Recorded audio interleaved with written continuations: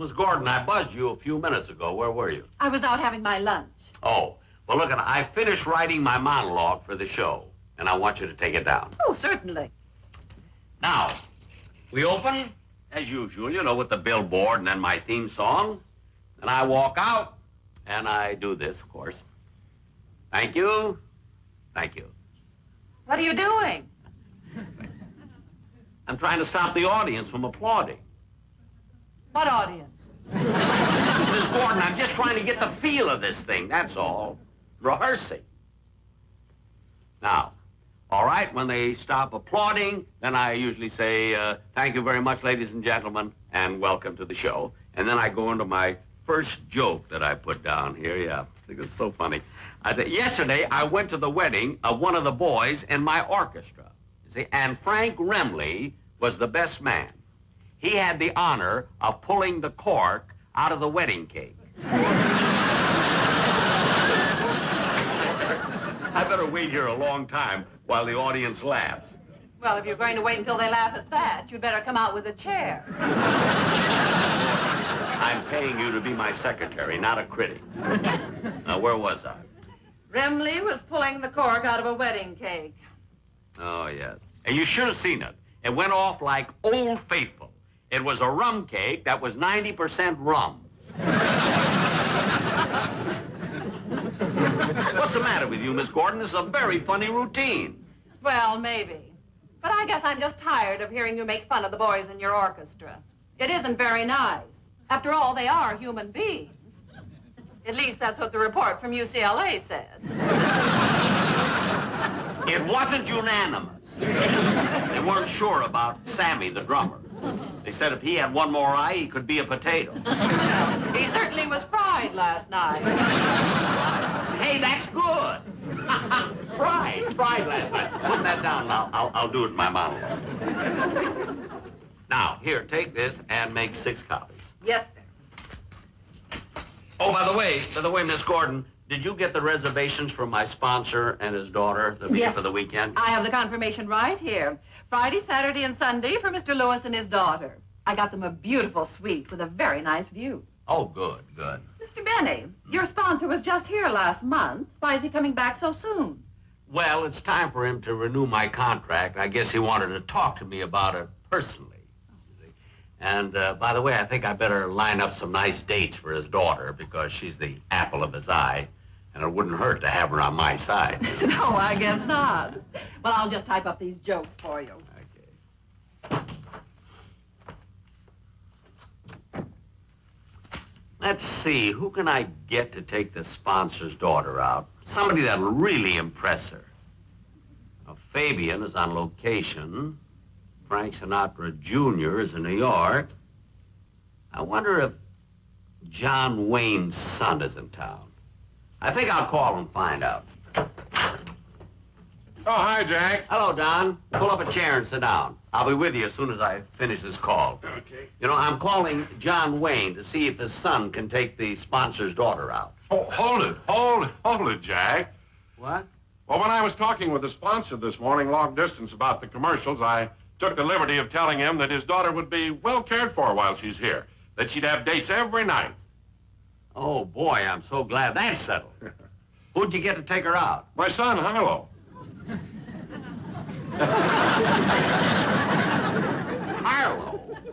That side of beef? Now, the sponsor's daughter's a beautiful, sophisticated girl, a glamorous debutante who's been to London, to Paris. She has her pick of all the eligible young men in the East. Now, get on that phone, call the sponsor, and make some excuse. Get out of it. I will not. I refuse to believe there's any girl too good to go out with my son. All right, Don. All right, but remember, I'm warning you right now. If anything goes wrong, if there are any repercussions, you've read your last commercial on my show. Well, that's all right with me. But Harlow's going out with the sponsor's daughter, and that's that. Makes me so mad. Don, stop kicking and sit down and relax. Oh, I can't help it. I'm mad. Well, dear, maybe Jack's right. You know, for what I read in the society pages, The sponsor's daughter is a sophisticated, beautiful, glamorous debutante. Well, so what? Harlow can certainly take her to a dance. Harlow doesn't know how to dance. Well, then he can take her to a nightclub. He's never been to a nightclub. Well, then he can do whatever he does when he takes a girl out. Harlow's never taken a girl out. He's never taken a girl out? Never. He's not ready for that yet. Well, that's your fault. You've been an overprotective mother to that boy. How can you say that? You were the one who played piggyback with him until he was 15 years old. Well, he's not 15 years old now. He's as big as I am. And every time he's 5 minutes late coming home from school, I wish you wouldn't call the police to bring him home. Twice last week, they picked me up by mistake. Don, I will not have you pushing that boy of mine. Look, Lois, we've both got Harlow's welfare at heart. And I think it's high time he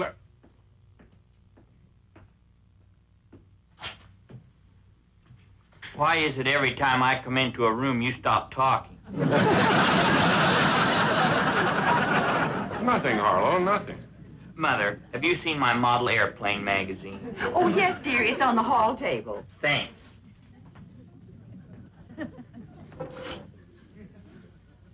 Model airplanes. Model airplanes.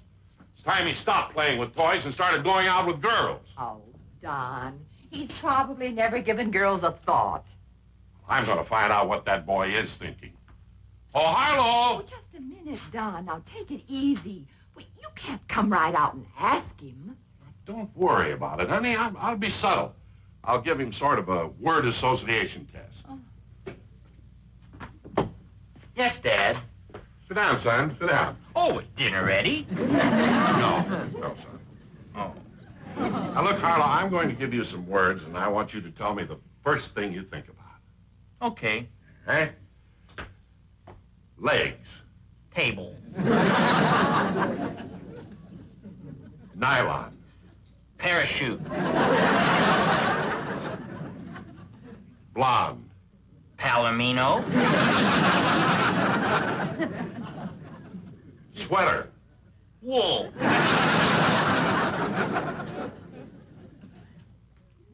Stacked. Hot cake.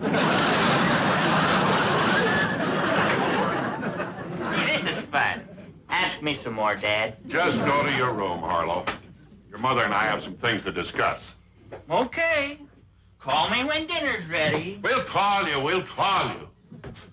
You never did like me. Don, I'm worried about the sponsor coming out here and expecting our Harlow to take out his... Look, honey, look. Let me worry about that. It may not be easy, but I'll figure it out somehow. Well, I only hope so. Hello. Oh, gee, I don't know. I'm not in the mood. Who is it, dear? Arnie, he wants to finish that chess game we started last night. Well, it might do you good to go next door and relax. Okay. I'll be right over.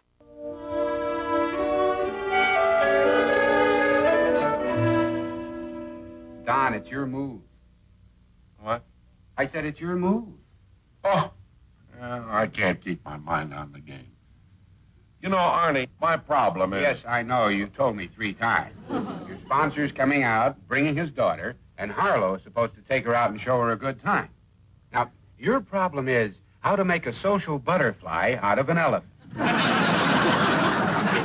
I wish you hadn't put it that way, but yes. Can we get on with the game?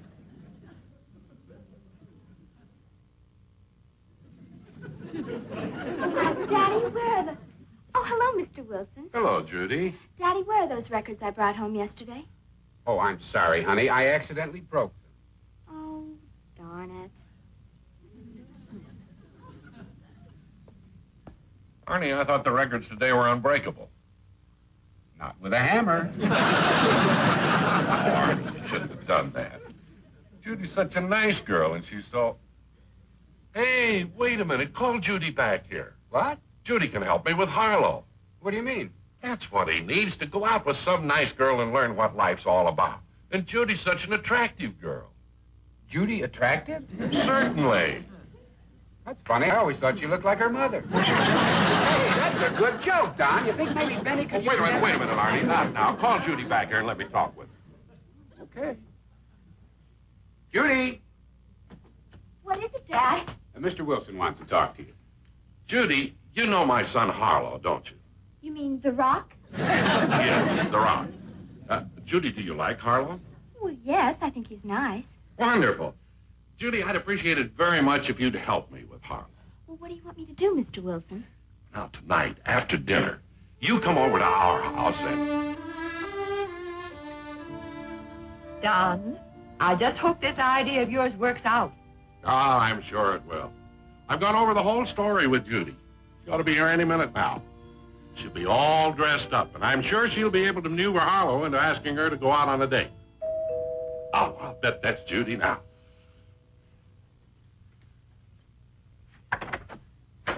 Hello, Judy. Hello, Mr. Wilson. Mrs. Wilson. Hello, Judy. Harlow.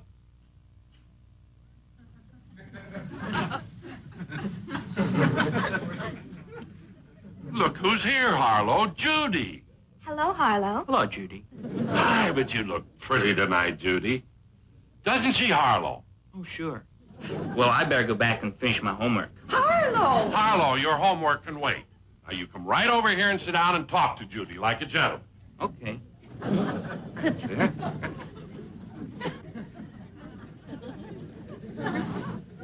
Come on, Don. The dishes have to be done. What? Oh, yes. Coming, Lois, coming. Let's listen. Harlow, What? you don't mind if I sit close to you, do you? No, Judy, I don't mind. Harlow, What? do you mind if I tell you something? What? I think you're the nicest boy in the whole school. You do? Mm-hmm. And Harlow. What? What would you do if I told you I liked you very, very much? What would I do? Holy smoke, I didn't know it would happen this fast. Harlow, will you stop sucking on that orange and answer me? What did you ask me? It wasn't important. Oh, look, Harlow. Look what's playing at the neighborhood drive-in theater. The Rat Man meets Frankenstein. Well, that doesn't sound very good. Oh, but it is. My girlfriend saw it, and she says it's the scariest picture she's ever seen. It's real wild and exciting and everything. Oh, is it really as good as that? It certainly is. Well, then, that's different. What are you doing? I'm going to call up my friend Pete and ask him to go with me. For God's sake. Why would you ask Pete to go with you to a drive-in movie? Oh, I like to go with Pete. He always tells me what the picture's all about. Why does someone have to tell you what the picture's all about? Because I'm always at the snack bar.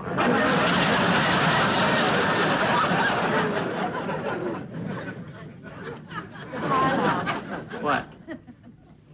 haven't you ever had the feeling that you want to be with a certain person and to go places with her and to get close to her? I mean, when the moon is shining and everything. Doesn't that have any effect at all on you, Harlow? Well, sometimes it makes me want to. Go on! What's going on here? It's nothing, Harlow, nothing. Oh, yes, there is. I feel pressure in this room. Well, I guess there's no need beating around the bush. Now, look, Harlow. Your mother and I have both gone to a great deal of trouble to teach you how to act with girls, how to take a girl out on a date. But, Dad. Don't but daddy me. Now it's time you got started. Now, Judy's all dressed up. Look, here's some money. I want you to take her to a movie. Oh, Daddy, Don't argue with me, son. And after that, I want you to take her to the ice cream parlor. And tomorrow, I want you to take her to a concert. And the next day to a restaurant. Show her the town. Learn how to act with a girl. Now, come on, get going. Come on, Judy. That's it. Jack, we've been working on Harlow for 5 days. Relax. Don, how can I relax? I mean, the sponsor will be here in a little while. Your son is taking his daughter out, and you asked me to relax. But, Jack, Don's been trying to tell you everything's going to be all right. That's right, Jack. There have been some great changes in Harlow. Oh, sure. I suppose you're going to try to tell me that in 5 days you were able to mold that glob into a man about town. That's the most ridiculous thing I've ever heard.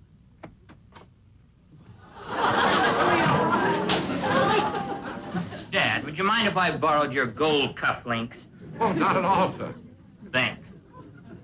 Oh, good evening, Mr. Benny. I didn't see you standing over there. How have you been? Fine, Harlow, fine. I'm so happy to hear that. Say, that's a very handsome cravat you're wearing in such good taste. Cravat? Oh, my tie. Yeah. Well, I hope you won't think I'm abrupt, but I do have to finish dressing. Father, Mother, may I be excused, please? Oh, yes, Harlow. Thank you. Arrivederci.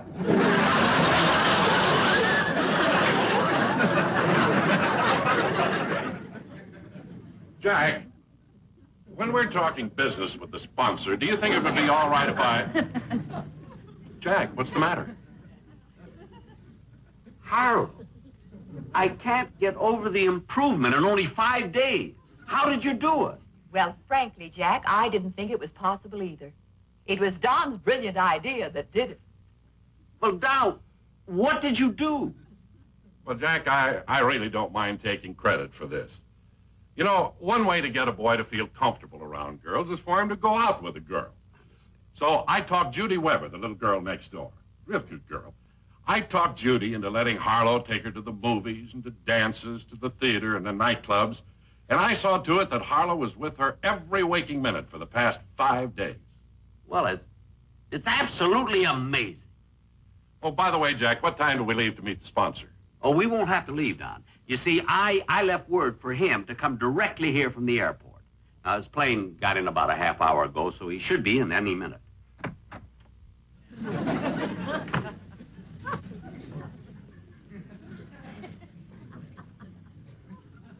Well, how do I look? Fine, son, fine. Oh, here are 2 tickets to the concert tonight. Yeah, the sponsor and his daughter should be here pretty soon. Oh, are they going with us? No, son. Harlow, I have a wonderful surprise for you. Surprise? Yes. Mr. Benny's sponsor brought his daughter with him from the East, and I told him you'd take her to the concert tonight. Oh, no. I can't do that. Why not? I won't go out with any girl but Judy. Judy. I've been with her night and day for 5 days. I've become accustomed to her face. She's my fair lady. Harlow, we promised the sponsor you'd take his daughter out. I am not a gigolo. I'm in love with Judy. You weren't supposed to fall in love with Judy. Now, you're going to take the sponsor's daughter out, and that settles it. Well, if I can't take Judy out, I'm not taking anyone. I'm going to my room, and I'm going on a hunger strike.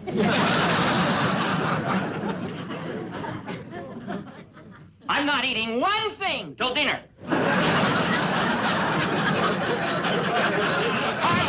Harlow! I'm going to have a talk with that boy. Don, you've loused it up enough already. I'm going to talk to him.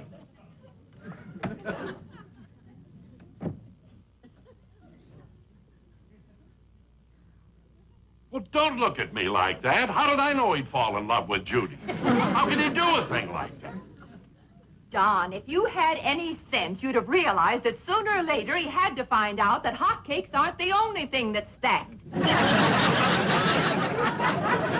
You're going to take her out. I am not. You are too. I am not. You are too, and shut up.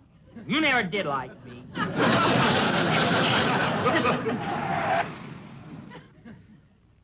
You're going to take her out. I am not. Quiet in there, you two. The sponsor and his daughter are on the way up the walk.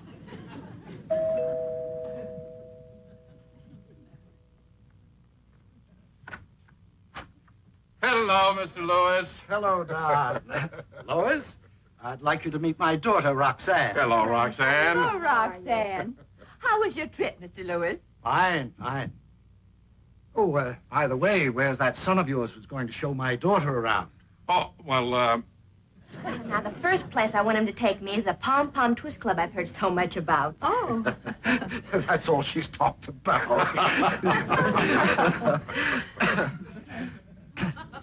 Well, where is your son? oh, he must be getting dressed. Oh, Harlow! You better come out here. You know how long it takes boys to get dressed. How was your trip, Mr. Lewis? You have already asked me that. You know, I'm so anxious to meet him. What is his name again? Harlow. Harlow! Will you come out here, please? Coming, Daddy.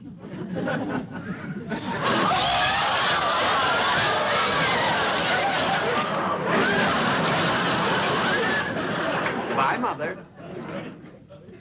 Mr. Lewis, you must be Roxanne.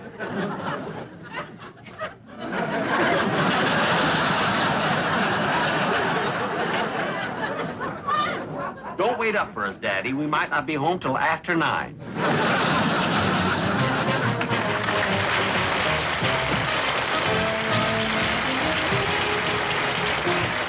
Jack will be back in just a moment, but first...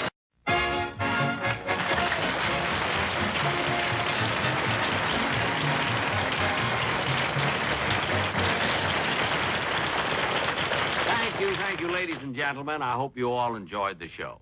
You know, I thought it was kind of cute with Harlow and his girlfriend and being in the predicament with the sponsor's daughter. You know, where I Mr. Benny. came in and I... Mr. Benny, telephone call for you, sir. Oh, thank you. Hello? What's that? You were watching the show and something's bothering you? What is it? Oh, in that last scene where I came out as a teenager, where did I get the wig? Look, mister, this is a comedy show. What's the difference where I got the wig as long as you laugh? You didn't? Well, thanks for calling anyway. You know, ladies and gentlemen, since this fella brought it up, I will admit that with that wig that I wore, we were stretching things a little bit. But I really didn't think that anyone would question it. I figured if my viewers will believe I'm 39, they'll believe anything. You know, it's a funny thing. Every time you make a technical mistake on television, you'd be surprised how many letters you get. Thousands and thousands of letters come in. In fact, sometimes I even put technical mistakes in the program on purpose, because I look at it this way. When people see a mistake, they send in thousands of letters. Now, to send the letters off, they have to buy stamps. Now, they get the stamps from the post office. The post office makes a profit. The profit goes to the government. The government gets out of debt, and my taxes go down.